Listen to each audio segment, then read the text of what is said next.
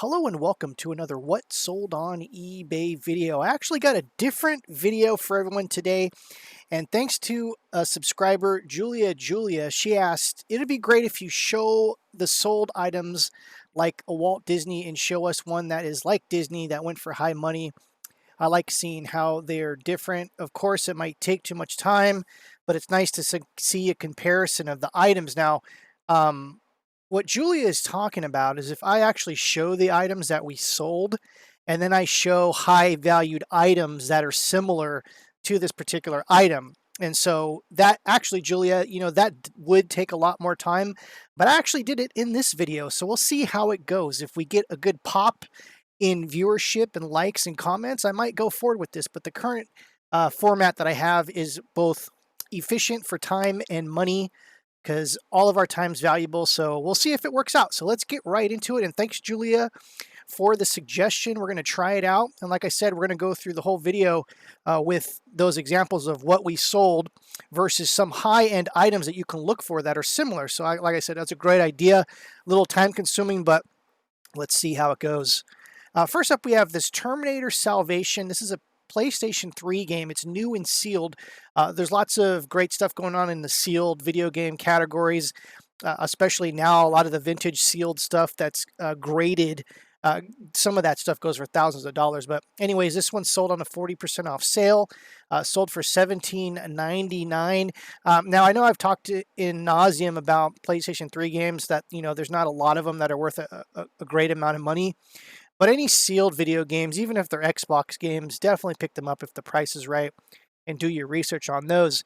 I actually took a little bit of a dive to see what is the most expensive sealed PlayStation 3 game that I can see in the completed listings. And it was for this one for Demon Souls Deluxe Edition, and it sold for $335.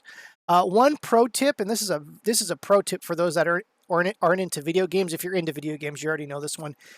Atlas, you could see the name of the company there in the corner. Atlas, for whatever reason, they're not a major release company. So any Atlas games, they don't really print that many of them. So I want to say one of the most famous Atlas games was, I want to say Animal Farm, but that's not it. No, Harvest Moon for Nintendo. But Atlas has done so many titles that their collector value has gone up because the pressings aren't in the millions like, some, titles you've probably heard of. So Atlas is a bolo brand to look out for. So hopefully, if you don't know anything about video games, and Atlas has done all kinds of titles through, ever since, I wouldn't even say, I haven't looked, but I know for sure they've done Super Nintendo stuff. But I wouldn't even be surprised if Atlas did some Nintendo stuff. But anyways, definitely look out for that. And this was actually a good seal, good sale here. So definitely look out for sealed video games and look them up if you find them. We had another PlayStation 3 game here, and Heavenly Sword. This sold for $5.99 at a 40% off sale. Like I said, if you ever come across these games and you can scan them, definitely do that. There are some ones that are, go for over $10, and if you can get them at a garage sale for like $1 or 50 cents a piece, if you buy a whole collection, sometimes it might be worth it. But like I said, PlayStation 3 is on the lower end of the totem pole. I mean, PlayStation 2 would even be probably lower than that. PlayStation 4 games sell pretty well. PlayStation 3 not very well, and PlayStation 2 definitely not very well. But like I said, they all have their hidden gems, so you should be looking them up regardless if you want to get into video games for sure. I looked up to find what was the most expensive game that was opened that wasn't sealed, and I came across this one. I think it's pronounced Drakengard. It's for PlayStation 3, and Square Enix made this game, as you can see here, Square Enix, and I think the most famous game they're known for is Final Fantasy series, and they're like a huge production house, and they've a publisher, and they've made so much stuff, so it's not one of those like rare brands like Atlas. But anyways, I don't know that I didn't kind of look to see what the deal is with this title, but I've seen this title sell for, around this price for like new condition, $250. I've seen the sealed ones sell for about $350, around that area, $300. And so, like I said, it was probably something that wasn't made in mass production. And there's a lot of games that are like that in the newer era. I think there's a few PlayStation 4 games that go for crazy money because they didn't really, I think they were like online releases, but for whatever reason, they made physical discs for these particular games, and some of them go for crazy, crazy, crazy money. And I did do a video on one title, and I totally forget what the title was, but I think it was a PlayStation 4 game. That was like $500 or $600 or $700 for something that was opened, which was crazy. But anyways, video games, they still sell. You just gotta know what you're looking for. Next up, we have this Barbie karaoke. This was like a kind of like a brand new one. It wasn't sealed; it was open. But when I looked in the box, a lot of that karaoke stuff inside there looked like it had all the foam, and it was really nice. It almost looks like um, the company just never taped it when they were selling it. There was like no broken tape seal or anything like that. It was just a box that you can open. Um, anyways, it also came with these little cartridges, as you can see here, that go into this little karaoke thing, and I think it hooks up to your TV, and it's kind of like a whole little playset thing. And anything sealed Barbie you should be looking up. But I mean, to be honest, anything sealed you should look up. It should be like kind of like what you do if you ever come across any sealed stuff at garage sales or estate sales or anything like that. Just look it up. But anyways, this sold for $64.99. Now I did look up Barbie karaoke, and I did come across this 2008 Barbie My Scene Chelsea doll. It's Karaoke Divas, and I guess this is pretty rare, and it's from My Scene, and I want to say there was like, I could have swore there was like a little karaoke thing in here. Anyways, this sold for $200. There was actually a couple of this particular My Scene kind of Barbie doll thing in the 2008 era that were like $150, $175. So actually look for this if you can actually find it. And like I said, anything sealed, you can just scan the back of the barcode and you'll be able to know right away whether or not it's something that's worth taking a look at. But anyways, My Scene Karaoke Divas is definitely a bolo to look out for. This was the highest price one that I can find, $209, and that was a buy it now. And it wasn't like a best offer. Like that legitly sold for $210. So definitely look out for that. Next up, we have the CMC. This is a Talbot Lago 1/18 scale. And for those that aren't familiar with diecast cars, 1/18 scale is actually pretty big. That means it's 1/18th the size of a real car. So if you had a diecast car that was one of one, it would be a whole sized real car. 1/18th is basically an 18th of the size of a real car. 1/18th scale is pretty big. The general kind of average length is about a foot for a 1/18 car. So that's what you pretty much know if you have a 1/18. Like a 1/24 scale would be like, I don't know, 6 to 7 inches long. And so definitely look out for this. This actually didn't have a box, which was actually pretty crazy. And if you're ever shipping these things, just be careful. The rear view mirrors, side mirrors, bumpers, sometimes the hubcap things, they can break. So if you're ever shipping these loose, just make sure that you ship them very well. Maybe even in a double box, especially if it's a $300 one like this. Anyway, CMC is actually a really, really good high-end product, and you can usually find the name of the companies underneath. This one happens to be over here on the right on the tank, as you can see in the very back. It's a blurry photo. You really can't see it. As a matter of fact, is there any other photos? There it is. Perfect. Yeah, so as we could see here in the back of the tank, or the kind of splash guard there, you could see the company's name. Now, most diecast cars are going to have the company's information on the undercarriage somewhere. So that's another pro tip if you don't know how to look these up. Franklin Mints and all that kind of stuff are going to be the same. I looked up CMC 1/18 scale cars just to kind of like see what was going on. And boy, man, there's some stuff that is worth crazy money in this brand. As we could see here, this was the highest price thing I can find that was sealed, or not sealed, complete. Or actually, like a completed listing. This sold for $2,000, kind of a huge bus. And as you can see here, this thing's like almost 2 feet long. So it's pretty big. And the diecast company CMC makes some high quality stuff. So this is actually a huge, like real high quality diecast car. And there's tons of them that are over $1,000. So definitely look out for this company if you do see it. But yeah, this is a crazy. I would probably guess the retail on this thing was probably $800.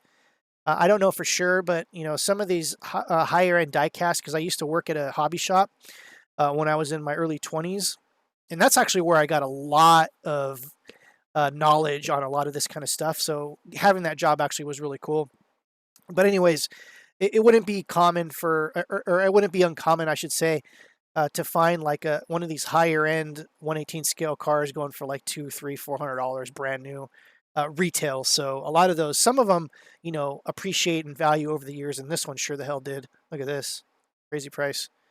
Next up, we have this European CD, and you can tell it's European by it doesn't have a dollar sign on the price sticker. As you can see there, it's got the Euro sticker, or actually say the Euro symbol for the dollar. It's like, okay, so like the dollar's the dollar, the S with the two lines through it. Euro is the Euro European coin, and it's got like the C. It's really like an E with it looks like whatever. It's a C with like the two lines through it. But if you see that that's a European pricing, and it's not made in the USA. As you can see here, there's another price down, and I want to say the F is for francs in France. I'm not completely sure, but I'm pretty sure that's what that is. As you can see here, the European CDs, and sometimes European CDs go for a little bit more because they're kind of, usually hard to find in the US, and sometimes people have to import them, and that's why sometimes they go for more money than normal than a regular CD.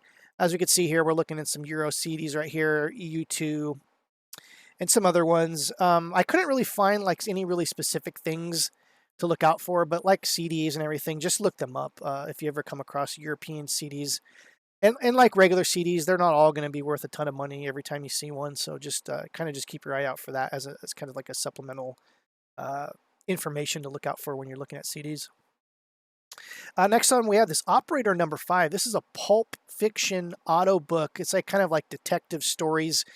Each one of these had like 6 CDs in them, so it's basically like a radio show. And they were actually kind of poorly done. So whoever manufactured these, I don't think did a super good job as far as like the packaging, because like it looked like the covers and the CDs were like basically made with a bubble inkjet printer. And you can see this bottom one had a little bit of damage, as we could see here. But anyways, we had a whole case of these in. Someone must have donated these for some reason. And anyways, I put the set together, and I was just selling sets. We were selling sets anywhere from $10 to $25 a set.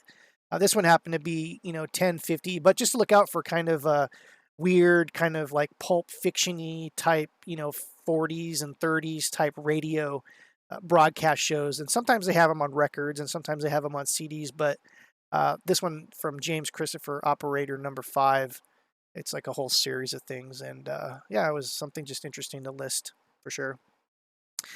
By the way, I did try to look up like pulp fiction-y type things, and I really couldn't find anything. So there's no kind of like fun thing for this one. Next up, we have this fashion jewelry from Dominique Arentis. I'm probably butchering that.